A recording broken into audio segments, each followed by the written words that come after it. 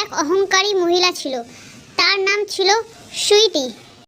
সুইটি তার পরিবারের লোকেদের অনেক টাকা, তাই সে অনেক অহংকার করত। সুইটির আরেক দিদি ছিল, তার নাম ছিল নিবেদিতা।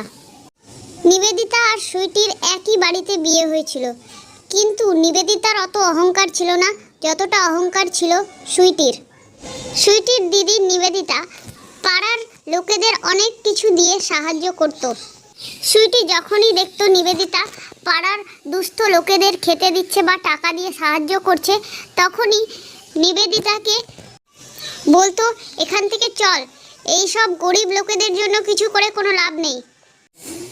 তারপর সুইটি পাড়ার লোকেদের নানা রকমভাবে অপমান করে সেইখান থেকে তাড়িয়ে দিত, আর সুইটি নিবেদিতাকে নিয়ে নিজেদের বাড়ি চলে যায়।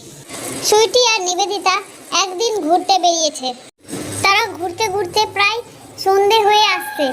হঠাৎ করেই তাদের সামনে এক শাকচুন্নি গাছ থেকে ঝুলতে দেখা যায়। শাকচুন্নিটি সুইটি আর নিবেদিতাকে দেখে বলে, কিরে, তোরা ঘুরতে বেরিয়েছিস আর তোরা বাড়ি যেতে পাবি না কোনো দিন। আজ তোদেরই বিরিয়ানি বানিয়ে খাবো। আজ আমার রাতের ডিনার হবি তোরাই। শাকচুন্নিটি আরও বলে যে, শুনেছি তোদের দুই বোনের মধ্যে একজনের নাকি খুব অহংকার। চল, তোদের সব অহংকার আজ আমি ঘুচিয়ে দিব। সুইটির অহংকারের জন্যই শাকচুন্নিটি দুই বোনকেই এক অদ্ভুত গোপনীয় জায়গায় নিয়ে যায়। তখন সুইটি আর নিবেদিতা বলে, এই শাকচুন্নি, তুমি আমাদেরকে কোথায় নিয়ে এলে? এই জায়গা কোথায়? আমরা বাড়ি যাব, আমাদেরকে ছেড়ে দাও। শাকচুন্নিটি তখন সুইটির কথায় খুব জোরে জোরে হাসতে থাকে। তখনই দূর থেকে একটি গ্রামের লোক এসে নিবেদিতাকে দেখে ফেলে যে শাকচুন্নির কবলে পড়েছে।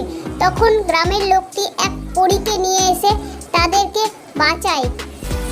পরীটি যখন সুইটির হাত ছুঁয়ে হাত মিলায়, তারপর সুইটির অহংকার সব চুরমার হয়ে যায়। সুইটির অহংকার আর থাকে না। সেই দিনকার পর থেকেই সুইটি গ্রামের লোকেদের সাথে ভালো ব্যবহার করতে শুরু করে আর তাদের সাহায্য করতে শুরু করে।